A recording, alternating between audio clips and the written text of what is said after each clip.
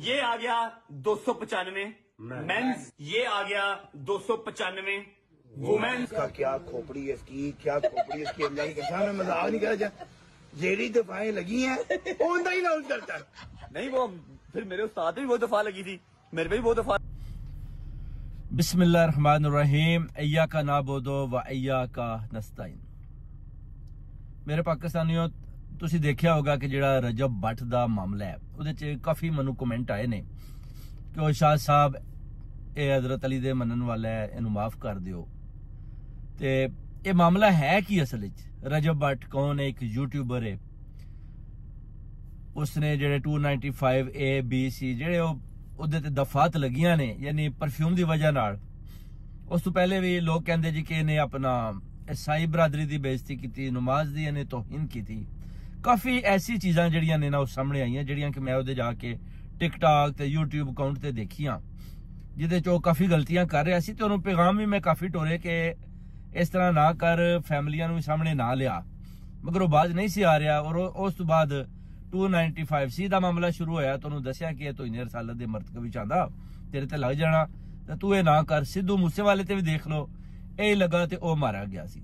इस तो पहले सलमान रुश्दी दा हाल देख लो, गवर्नर तसीर दा हाथ देख लो, वो भी मर्डर हो गए सी इन्हां चक्करां च कि उन्होंने कहा सी कि ये कानून जिहड़ा है ना काला कानून है, तो ओहदे च फिर बंदियां ने उन्होंने भी मार दिता सी। ते रजब भट्ट बेसिकली ये शिया है, मैं भी शिया वां, एहतराम करना, गलती इंसान को हो जाती ठीक है, मगर एक गलती दा उन्होंने दसिया जांदा कि ये गलती तू कर रहा है, ते अगू बंदा सुनदा नहीं, मजाक करदा, किसी दी गल ते ध्यान नहीं देंदा हुंदा। बस मेरे उस्ताद सी ओहदा कोई सईद मूसा, ओहदे ते भी लगी सी ते मेरे ते भी लगे, ते मैं पिछे नहीं हटांगा। यानी ओहदा साफ पैगाम आ गया सी।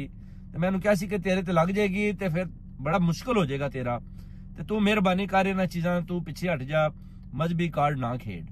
क्योंकि है ते मैं देखिया अपना काफी वो मजहबी जिहड़ा अपना ओहदे च हजरत अली दे मनण वाला, मगर ओहदा कोई घराना एडा कोई मजहबी नहीं व मौलवी नहीं, घर च औरतां नूं सामने लियांदा, दहांदा लोकां नूं। अभी मैनूं पैगामात काफी दिते यार अपनियां धीआं भैणां नूं सामने ना लिया, लोग गल्लां करदे ते बड़ी शर्म आंदी कि इस्लामी जमहूरिया पाकिस्तान च तू शायद व्यूअर दी खातर च ए वजह कर रहे हैं, ते फॉलो बंदे तेनों करदे, फैन फॉलोइंग तेरी बहुत अच्छी है, मगर मावां धीआं भैणां नूं एक पासे रख, जिहड़ी ओह गल नहीं सी मन रहा। और रोज अपनी बुढ़ी नूं सुबह सुबह ना जी ले आंदा सी सामने ते दहांदा सी। ये वजह हरकतां भी उन्हें शुरू कर छड्डियां। फिर मजाक उड़ाना, हर चीज नूं मजाक दे विच लै जाना, यह भी ओहदी एक यानी गलती हैगी सी। मगर लड़का शिया सी, मैं भी शिया वां, हजरत अली दे मनन वाला सी, गलती इंसान को हो जाती। उधर फिर तुसीं देख सकते हो कि हजूम विच भी लोग कहंदे कि असीं तैनूं घसीट के बाहर लैके आवांगे, घसीट के।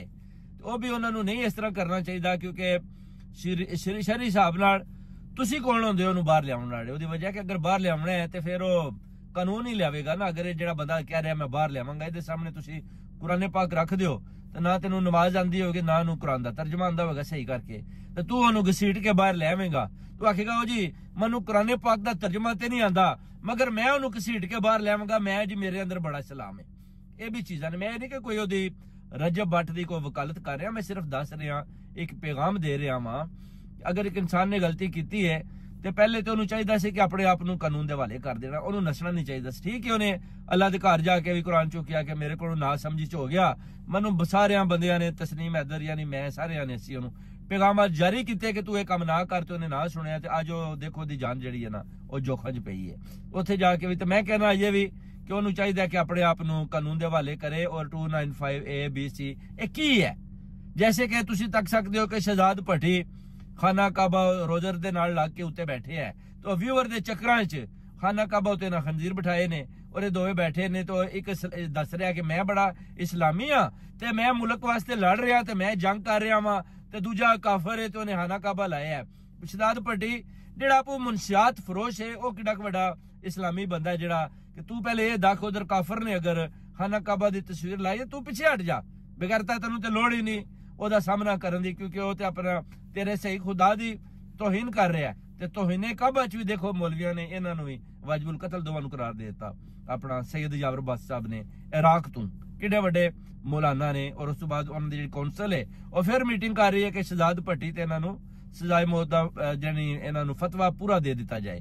ਇਹ ਚੀਜ਼ਾਂ ਜਿਸੇ ਇਹਨਾਂ ਨੂੰ ਸਮਝਾਈ ਦੀਆਂ ਨੇ ਕਿ ਬੱਚਿਓ ਬਾਜ਼ ਆ ਜਾਓ, ਤੇ ਇਹ ਸੁਣਦੇ ਕੋਈ ਨਹੀਂ। ਇਹ ਸਮਝਦੇ ਨੇ ਕਿ ਅਸੀਂ ਜਨਾਬ ਬੜਾ ਵੱਡਾ ਇਸਲਾਮ ਦੇ ਅਸੀਂ ਠੇਕੇਦਾਰ ਹਾਂ ਤੇ ਅਸੀਂ ਇਸਲਾਮ ਦਾ ਝੰਡਾ ਉਠਾਇਆ ਹੈ, ਤੇ ਸਾਨੂੰ ਤੁਸੀਂ ਨਾ ਦੱਸੋ ਆਪਣੇ ਵਿਊਰਾਂ ਤੇ ਲਾਈਕਿੰਗ ਦੇ ਚੱਕਰ ਵਿੱਚ ਇਹ ਬਗੈਰਤ ਫਿਰ ਜਿਹੜੇ ਫਸ ਜਾਂਦੇ ਤੇ ਬਾਅਦ ਵਿੱਚ ਫਿਰ ਜਿੰਨੇ ਵੀ ਹੁਣ ਤੱਕ ਰਜਬ ਬੱਟ ਦੇ ਵਿਊਅਰ ਨੇ ਉਹਦੇ ਜਿੰਨੇ ਵੀ ਕਮੈਂਟ ਮੈਨੂੰ ਇੰਨੇ ਪੈਗਾਮਾਤ ਆਏ ਨੇ, ਤੇ ਮੈਂ ਕਿਹਾ ਚਲੋ ਉਹਨੂੰ ਪੈਗਾਮ ਉਹਨਾਂ ਵਾਸਤੇ ਅਸੀਂ मेरा मतलब है ये तो कर सकते हैं कि अल्लाह ताला माफ करने वाला है, मगर एक ऐसा मैटर है इस्लामी मैटर है तौहीने रसालत ही तानू पता बचत ही को नहीं बच्चो ये आंदे सीधा सीधा आंदे सिर ही ला लो, कोई बंदा छड़दा नहीं। तुसी अपनी जान खतरे च पानी होंदी 295 ABC ये जिसे लग जाती है ना बंदे सुनते ने तो बंदियां दा ध्यान उस पासे हो जाता तो बचना औखा हो जाता। ते असीं फिर भी आने आ कि वो मौला अली दे चलो मनन वाले ओहदे कोई गलती हो गई है तो अगर माफी मांग रहा है तो मैं कहना कोई ऐसा कानून भी होना चाहिए कि चलो बच्चा है ओनू चांस लभना चाहिए, ओदी जिंदगी है जे बड़ी अगे पई है ते ओनू माफी देनी चाहिए। मैं ये कहना कि ये ते जेड़े मौलाना ने उत्थे दे जिन्हां ने 7 थाणियां च ओहदे ते पर्चा कराया और 14 साल दी कैद दी डिमांड कीती है, उन्हां नू चाहिए मिल के बैठना और रजब बट वास्ते कोई रस्ता कढना कि हाँ जी तू इत्थे आ ना मैदान च अपने आप नू पेश कर, क्योंकि ਇਹ ਜੇ ਬੰਦੇ ਨੂੰ ਪਤਾ ਜਿਸੇ ਜੇਲ੍ਹ ਵਿੱਚ ਵੀ ਟੁਰ ਜਾਂਦੇ ਨਾ ਫਿਰ ਉੱਥੇ ਵੀ ਮਾਰੇ ਜਾਂਦੇ, ਕਿਉਂਕਿ ਉਸ ਪਤਾ ਹੁੰਦਾ ਤੂੰ ਇਹਨੇ ਰਸਾਲਤ ਕਰਕੇ ਆਏ ਨੇ ਤੇ ਬੰਦੇ ਉਂਝ ਹੀ ਮਾਰ ਦਿੰਦੇ ਤੇ ਜਿਹੜਾ ਮਾਰਦਾ ਉਹਨੂੰ ਕੋਈ ਜੱਜ ਸਜ਼ਾ ਵੀ ਨਹੀਂ ਦੇ ਪਾਉਂਦਾ। ਉਹ ਜੱਜ ਸੋਚਦਾ ਅਗਰ ਇਹਨੇ ਤੂੰ ਇਹਨੇ ਰਸਾਲਤ ਵਿੱਚ ਬੰਦਾ ਮਾਰ ਦਿੱਤਾ ਤੇ ਮੈਂ ਅਗਰ ਇਹਨੂੰ ਸਜ਼ਾ ਦਿਆਂਗਾ ਤੇ ਉਹ ਜੱਜ ਸੋਚਦਾ ਕਿ ਮੈਨੂੰ ਵੀ ਕੋਈ ਮਾਰ ਦੇਗਾ, ਕਿਉਂਕਿ ਉਹਨਾਂ ਕਹਿਣਾ ਕਿ ਤੂੰ ਜਿਹੜਾ ਨਬੀ ਨਾਲ ਪਿਆਰ ਕਰਦਾ ਉਹਨੇ ਉਸ ਬੰਦੇ ਦਾ ਸਿਰ ਲਾਇਆ ਜਿਹੜਾ ਕਾਫਰ ਸੀ ਤੇ ਤੂੰ ਹੁਣ ਉਹਨੂੰ ਪੈ ਸਜ਼ਾ ਦੇਣਾ ਤੇ ਤੈਨੂੰ ਵੀ ਦੇਖ ਲੈਣੇ ਆ। ਤੇ ਜੱਜ ਵੀ ਬੜੀ बुरी तरह फस जाते, जैसे कि कादरी ने तुहानू पता सलमान तहसील गवर्नर नू कतल कर दिता तो बाद तुहानू पता है कादरी ने जिसे सजाए मौत चढ़ाई सी तो उस तो बाद फिर तुहानू पता है कि वो जजां नू भी नसना पिया सी। वो किड्डा वड्डा एक इम्तिहान सी इस इस्लामी जमहूरिया पाकिस्तान इन्हां बगैरतां नू बार-बार कहने आ कि इन्हां चीजां तो बाहर आ जाओ, ये तुहाडे वालियां नहीं। मजहबी कार्ड ना खेडो, बगैरतो मजहबी कार्ड ना खेडो, मगर ये बंदे दे पुत्र बनदे नहीं, अपने व्यूअरां दे चक्करां च लगे ने।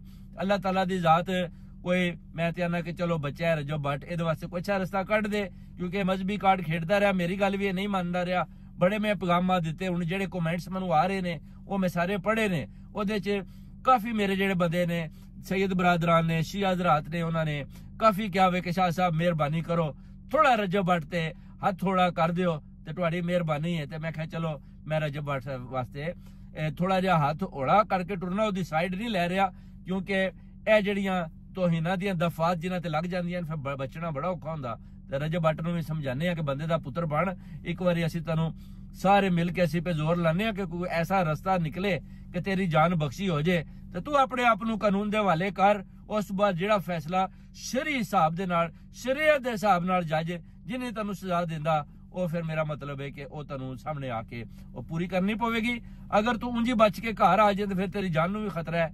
ਤੈਨੂੰ ਚਾਹੀਦਾ ਕਿ ਆਪਣੇ ਆਪ ਨੂੰ इस्लामी कानून दे हवाले पाकिस्तानी कानून दे हवाले कर देना, ना कि तू उथों नस के ते तू सऊदीया पहुंच गया उत्थे ते अगर उन्हां नूं पता चल गया तू गुस्ताही कीती है, गुस्ताही है रसूल है तो ओहदे तेरी धौणी ला देणगे ते तू चंगी गल है कि वापस नसिया, क्योंकि उधर जेड़ा ना बिल्कुल ही उन्हां ने तैनूं छड्डना नहीं। बहुत बहुत शुक्रिया भाईओ, कमेंट जरूर दिओ, मैनूं दसो कि विच होर मैं की कहना है ते रजब बट